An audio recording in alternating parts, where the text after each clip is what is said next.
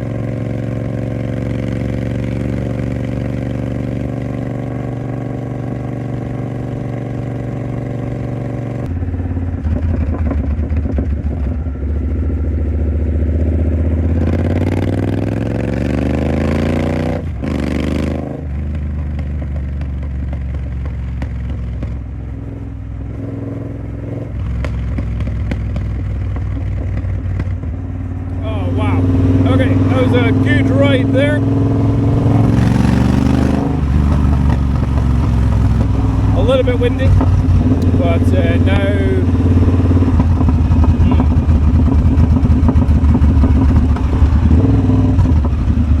okay, so in this video I'm just going to give some chat about the tripod and how much I love it and why I think it's brilliant. This is particular for people who may be buying one or have bought one and have it on order, or and it's on its way. And it just explains to you why I think this is a great bike. But not only is it a great bike, I think it's also a great beginner's bike as well. So one of the things, there's a couple of people that I've met while I became a biker and talked about bikes with them, and that they did their license, got a motorbike, and then quickly gave up. They either got too scared of it, they thought it was just too scary, too dangerous, which is fair enough, it certainly is a dangerous hobby, or they got a bike which again, two types here, a bike which didn't give them the buzz, or a bike which gave them too much of a buzz and they were scared of their bike. So one person I know, we passed his license and went straight on to a Ducati Diavolo. So we were with 170 horsepower muscle cruiser, and he said it was just too powerful, he got scared, parked in his garage, never used it again. So there's potentially a very powerful Ducati Diavolo motorbikes that have literally not been ridden at all that are up for sale, and it's just because the people might be like, they were just too scared of it. And then on the other side are the people who have had a bike and then they're just like, yeah, it just doesn't do it for them, which is fair enough. For some people it doesn't do it, but I also suspect that if it's not doing it for them, maybe they bought the wrong bike. So for me, it was definitely a case of buying a bike which was nice.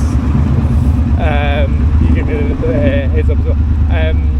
Buying a bike which you have enjoyment when you're not even riding it. The pleasure of ownership, pride of ownership, I think is something which I think cannot be underestimated for some people, and also something which commands a little bit of respect. So something that you don't think of as just a throwaway toy. So if you've got something that's really cheap and you don't want to use, and then this is specifically for people who are buying a bike like this, where you're using it for enjoyment, not commuting. Like if you're going to be commuting or going to work every day, that's going to be a different whole kettle of fish for why you buy a bike and the reasons why you keep it or don't like it and all that kind of stuff. But the Triumph Bobber is a toy. It's a joy machine. It's a thing to experience life's joys with, not life's life's commutes. You know, this is purely for enjoyment and just feeling great and a bit of freedom and a bit of adventure and all that kind of stuff. And so with this, I bought this one because it instantly was something which, to look at, I think is absolutely stunning and incredibly cool. More so than the Triumph Bonneville Speedmaster, which is effectively the same bike but with a full seat at the back, and it has a slightly different fairing around the back wheel as well. What I liked about this one is how razor thin the rear fairing is over the tyre. It's just like glued onto it. It's really non-intrusive, and that's where some of the other bigger cruiser bikes have a big kind of tyre fairing at the back, which I thought made this bike that little bit cool. So for me, the pleasure of ownership is literally, there are times where I will open up the garage door, just go in, look at it, and go, oh, that is good. That is a nice looking bike. Is it raining just now? I think it is raining.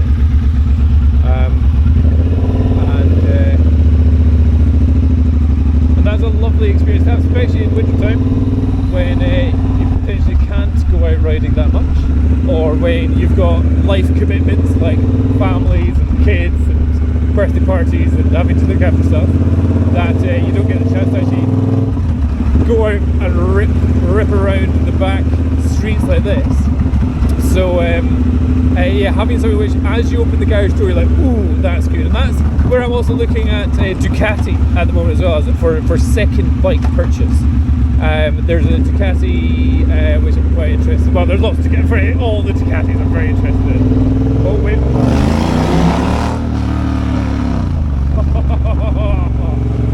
Oh, that was the business. Oh, this is going to be pleasure every time I use it. Yeah, there's Ducati and there's a Panigale, which is incredibly uncomfortable to ride, but wow, every time you open up the garage door, it would look amazing. What is going on there? Biker events going on. Don't know what that's about. Fly just in. Yeah, so having that garage door opening experience is not to be underestimated. And if it's a bike which you enjoy every time you look at it, sometimes I just sit on this bike. I just get on it, sit on it, and go, oh. It is an incredibly manly bike. Okay, the Triumph Bobber, this bit here is like having a massive dick. So I'm told. But having this big throbbing tank in between your legs,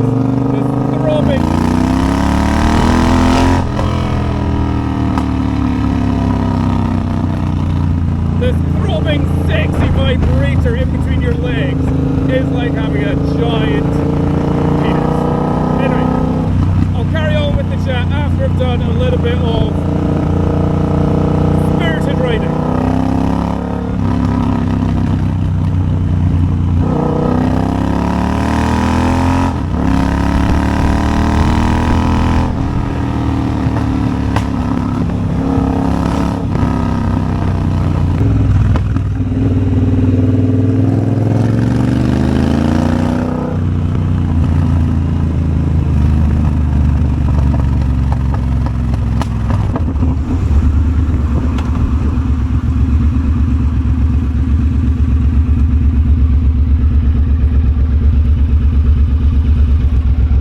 Okay, so while I'm waiting for a bit of space between me and the car in front, I'll say some other things about this bike.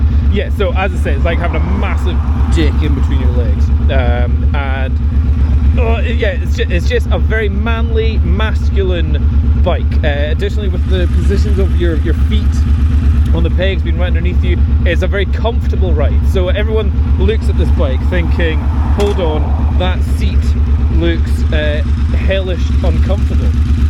But it's actually incredibly, the rider triangle is very comfortable. It's just a straight angled knee onto there and then hands straight forward. So that means that I'm on my bum bones rather than on my tailbone. And being not on my tailbone means I don't get a sore tailbone, which is quite important for me. Because I had a cruiser before, Kawasaki VN1500, and that was very comfortable to sit on for about 10 minutes. After about 10 minutes, oh, the tailbone, because it had a feet forward position as well. So having your feet pegs, was that mid mount or whatever, instead of forward mount, that's actually a very comfortable position for actually longer rides. Anyway, sometimes getting into first is a little bit of a struggle, so sometimes you just need to rock it a little bit. And I think we'll give it another quick check that the road is safe. Okay, back for another ride. Come back to some more chat about the bike in a second.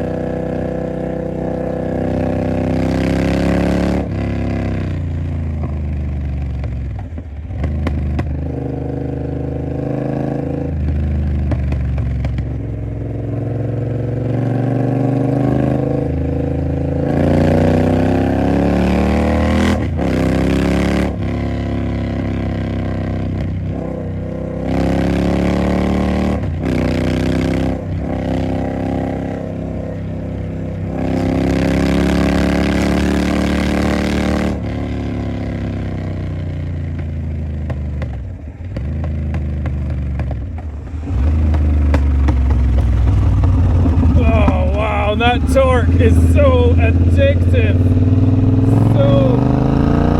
especially when the engine is so loud, or at least my exhaust, because I've done a decat and a shorty exhaust on this bike to make it a little bit louder, and it is a heck of a lot louder, and there's some great D-cell pops.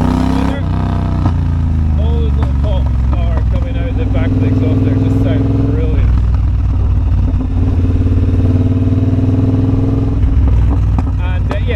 One of the other things I was saying about this bike being actually very good beginner's bike. So you start off, you give it respect because of the sound and the torque. However, the horsepower isn't huge. The horsepower is 77 horsepower. So it's not, you're not going to rip your arms off too much on them. You keep the nose in you. So a lot of bikes you can easily have, like the Honda CBR 650R. That's 100 horsepower, 95 horsepower. That's a good 20-ish horsepower more than this. Much less torque, but much more sporty as well. So with this, you're much lower down. You're sitting down. You're much closer to the ground. It's a very stable bike, especially at slow speeds as well. It's really stable. And at high speeds, it's very, very stable as well. But part of that stability is, the compromise of the stability is that you actually have less agility. Okay, so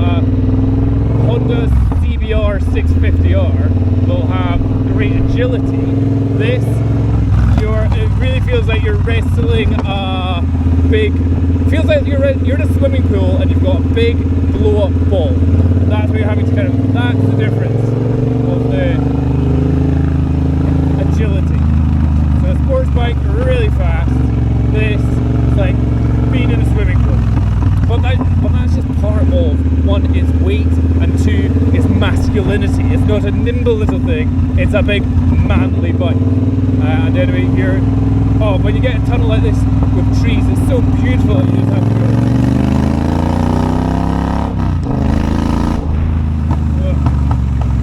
Yeah, so that's the next bit, why I think this is a fantastic beginner's bike as well.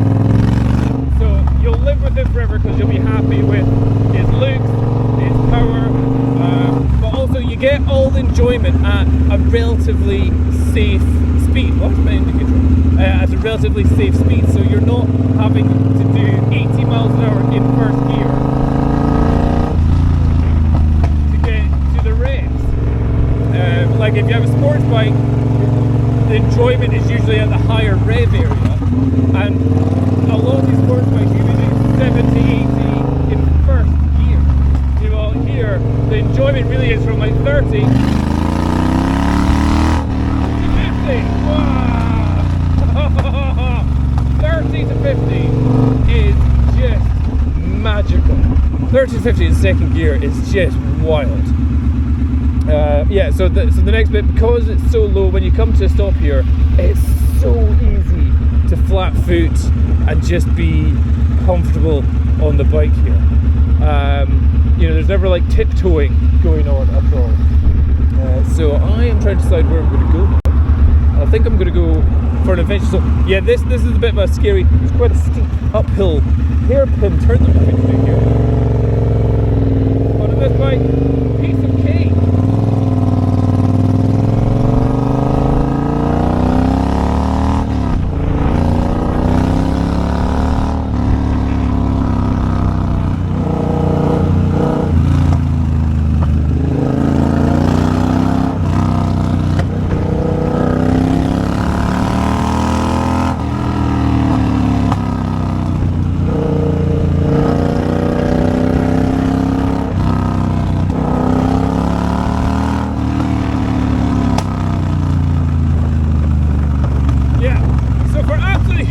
Around these back roads,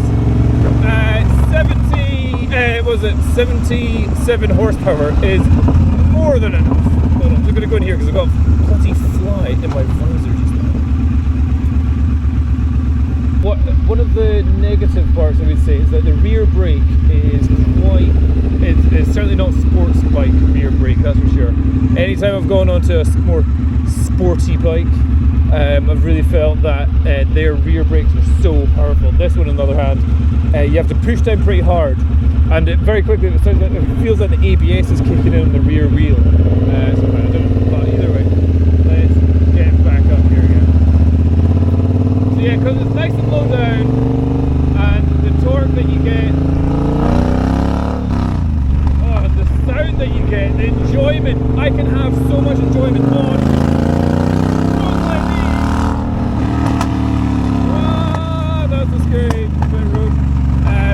And I still haven't even got to the speed limit. You know, I'm almost on I'm in second gear. The speed limit here is 60 miles an hour. Well, they get to it.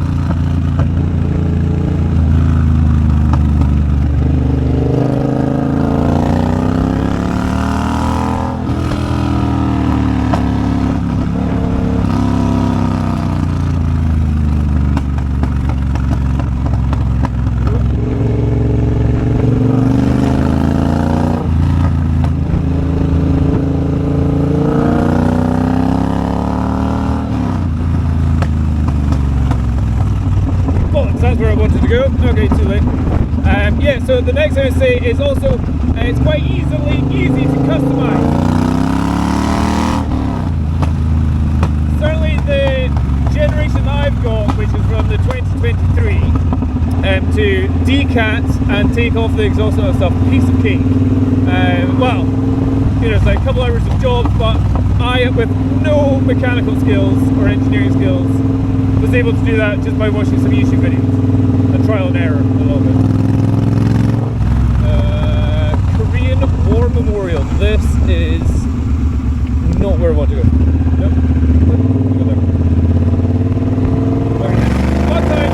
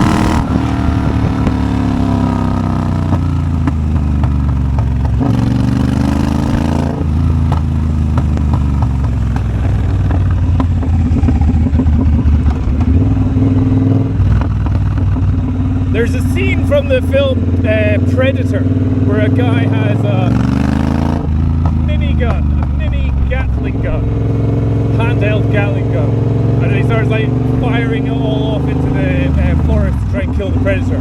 That's what this engine feels like. The way it feels, well, or this is what I think it sounds like or feels like, or the power that you have, just at the twist of your wrist to turn your cocaine bear, your cocaine lion that you've got in between your legs, your giant dick motorbike in between your legs. That's what it feels like, I think, when every time you go, oh no, Predator, must kill it.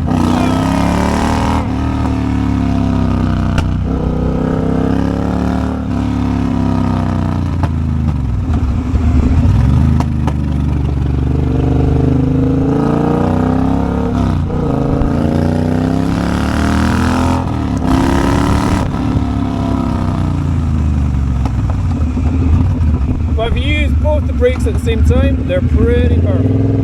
So, in general, the total braking feel isn't an issue.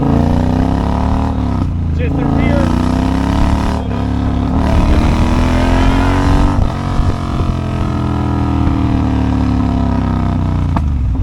Just the rear braking is weak, just very weak compared to the front braking. That's all. So yeah. Yeah, and the cost for me to take off my rear exhaust and put on the Motone shorties, which might not be allowed anymore, those pipes were only about 100. What were they? They were about £250, and then the decat, or what we call the X pipe, from a company called Tech Motorbike Parts. The X pipe was £110. So for £300 you can turn your Triumph Bomber from a fairly quiet bike to one of the loudest, most obnoxious musical instruments you can get on the mountain. But yet, it can still sound... No, it can, I was going to say it can still sound quite quiet whenever you're riding, but no, it still is incredibly loud whenever it's doing engine braking here. So here, we're going engine braking, listen. Pop, pop, pop, pop, pop. Sounds great. It's also, I've found this one to be very confidence inspiring in terms of doing clutchless gear changes. So just by having your foot, so the clutch and the gears and everything are great. They're obviously made to be really good because they have to deal with the amount of torque that this has, or something like that. So the clutchless shifts, just having your foot under the peg, under your gear lever, having pressure on it, and then just rolling off the throttle, and that is when you change your gear. It's very, so the first.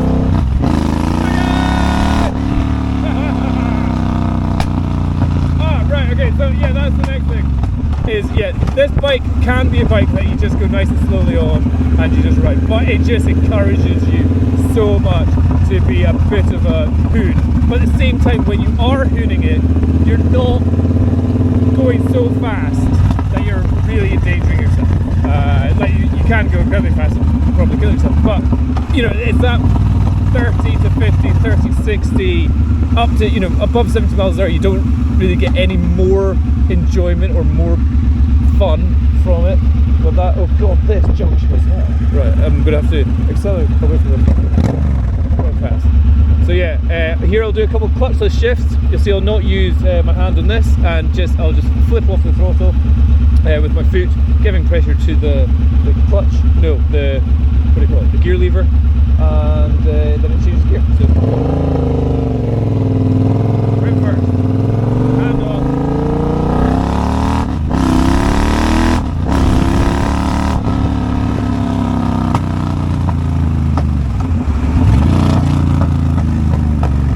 Definitely a bike that encourages downshifts as well. Like, just every part of this engine is fun. Like, when you're absolutely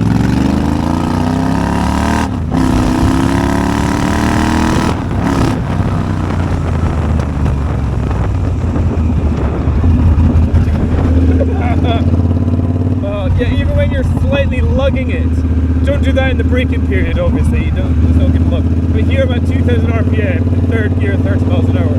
That pop-dee pop sound, it's just beautiful. It is a piece of musical art, especially with the exhaust that I've got on it.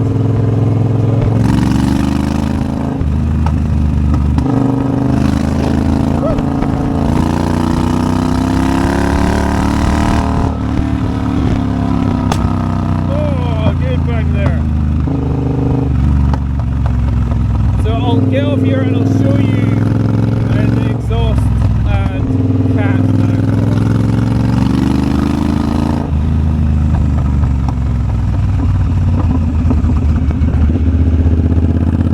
Oh, listen to that pop.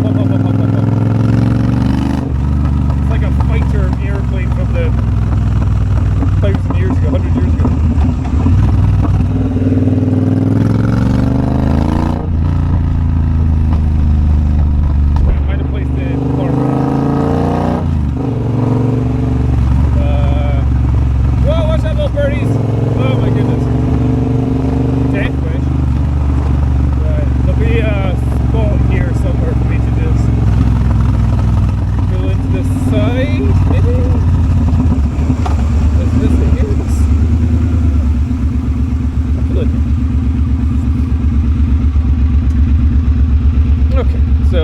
Here I'll show you what I've got on the bike.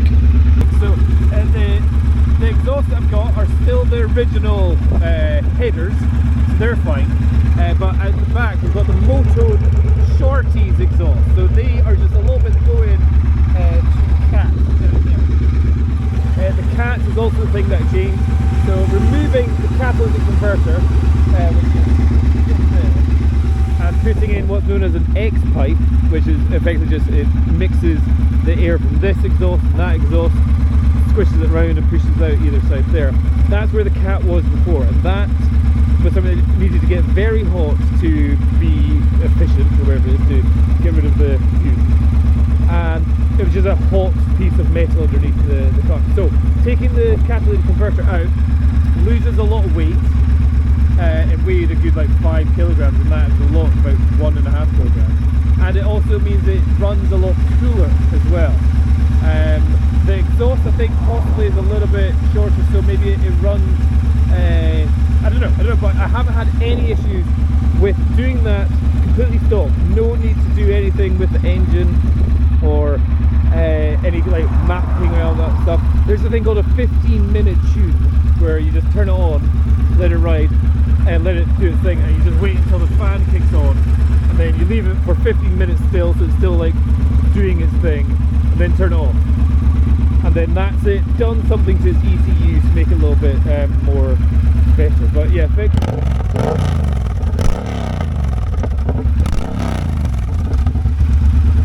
Bump, that's here again. Yeah, there are a little bit of flames coming out. Yeah, I've still got a little bit of flames.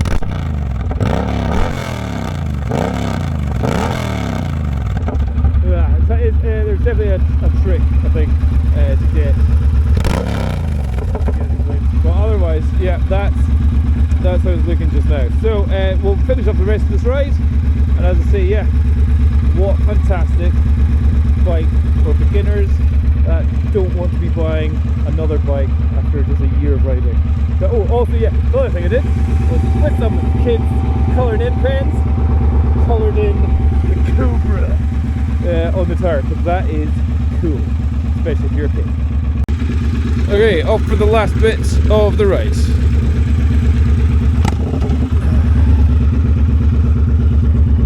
Through the lovely, look at this, what a beautiful place to go for a ride. Nobody from behind. Would be good if I put in a lovely view. Still single.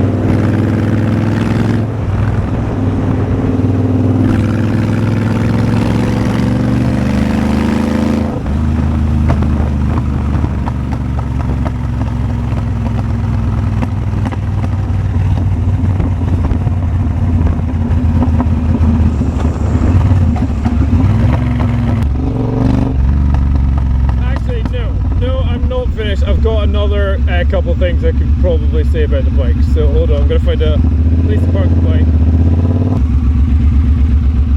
Okay, just good. Park it here for a second and talk about some of the other things which I just completely forgot that I absolutely love about this bike. So the fact is, this is beautiful, the dial system, but it's also really simple, which is really handy for if you're not wanting all the bloody menu options. So the option, you've got traction control on or off, you can turn that. Then it's just mileage. There's a mode section of rain or road, but it does absolutely nothing in difference apart from, I think, the traction control comes in a little bit earlier. But that's it. And you've got cruise control. I love that, and the cruise control is very simple to use. I showed you that on the motorway there. But yeah, that is definitely one of the major benefits, I think, of this bike as well, is that it's just simple. You're not having to go through menu after menu to try and figure out what, you know, how much engine braking do you use, how much traction control do you use, stability control, blah blah blah. It's just like, no, it's just on and rip. You just get on and go. You don't need to adjust anything. Even with the suspension, you don't adjust anything at all. So yeah, that is something which I really appreciate, its simplicity and just its cleanness as well. So if you just look at this area, it's just like your brake lever here and your dials. That's all you need. Perfect. It shows you the revs, and then that's it. Perfect. That's all that I need. So yeah, again, something which I think makes it great for a beginner, but also it just makes it just a less complicated and a less faffy situation that you get with other bikes. Anyway, here we go again. Lovely. Okay, so that was probably the last bit of video that we're going to do. Now, just heading on.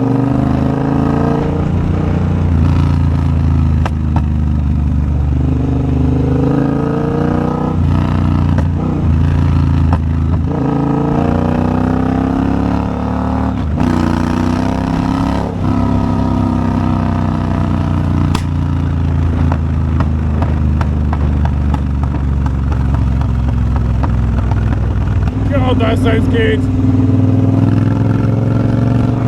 Even from inside a helmet. Oh, so good. Third gear, hold on.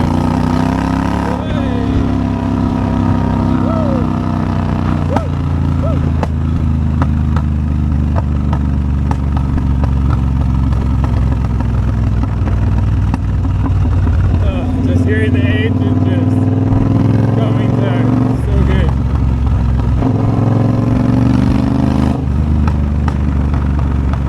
One of my previous videos I showed that you can actually just completely ride this bike in third gear.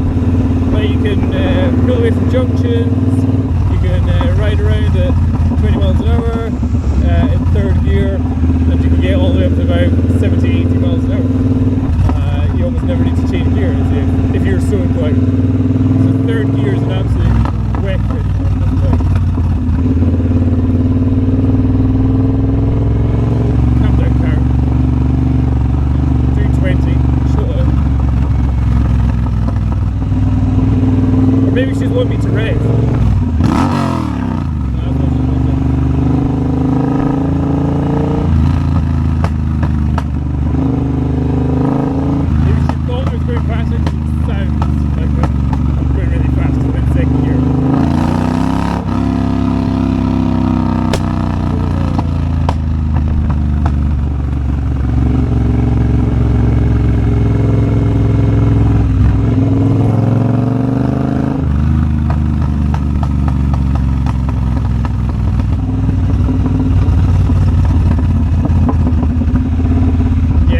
This really is a bike that gives me enjoyment, both sitting in the garage, or it just being in the garage, just to look at.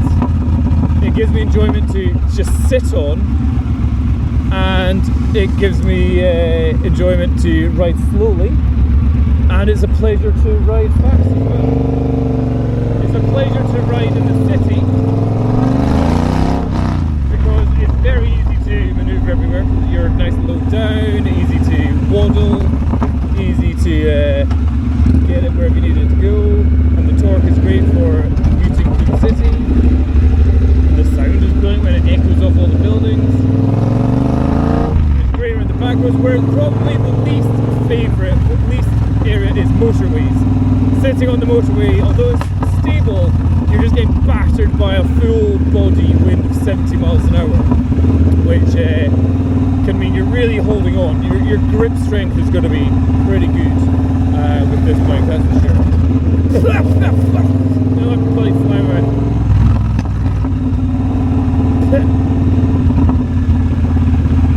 Ooh, nice to get.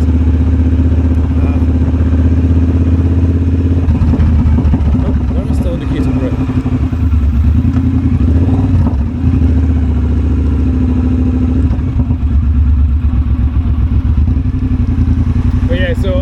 And also in terms of purchase price, it's a £13,000 bike or something.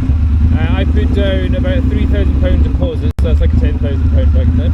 And then my monthly payments on PCP were about £108 a month. And that's after 36 months you have a balloon payment of £9,000. So you have to pay it all over again. I've been paying more into this, so my actual monthly payments now are only about £83 a month on this, and my balloon payment at the end will be somewhere around about £7,000 or so just now. But my plan is just to keep, because it's such a cheap bike for me, because the PCP is expected to hold its value pretty well. You know, after 3 years only being going from about 13,000 down to about 10,000. 9,000, somewhere around about there. The PCP prices are really good. Where you get PCP bad, bikes, other ones, is on bikes that are expected to lose a lot of money very quickly. And this one, if it's kept in good condition, it's barely doing 3,000 miles a year. Then it's going to be keeping its value pretty well, and especially with inflation and interest rates and all that stuff. It'll be, I think the interest rate on this is about 10% or something.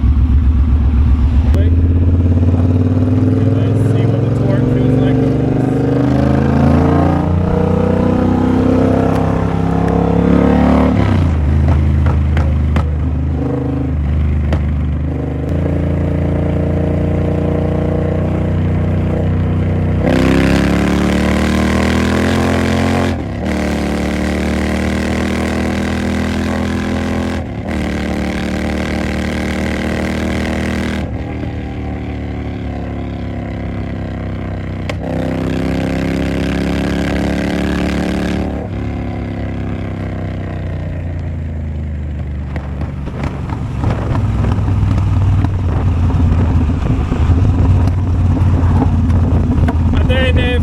the last bit of fun, best thing about this bike is the sound every time you go through the tunnel.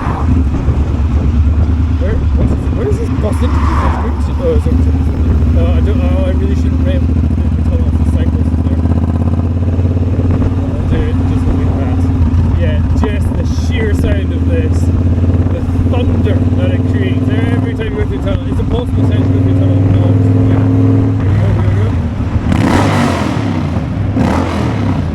Oh my god, it's amazing. It's actually like you are Zeus or Thor and you have the power of thunder in your hand, your wrist.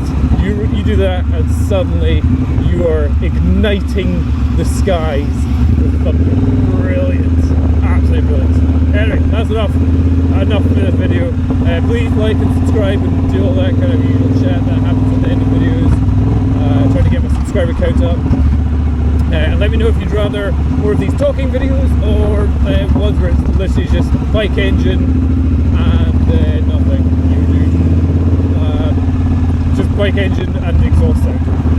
Or is talking better? Let me know. Oh, so, right, bye.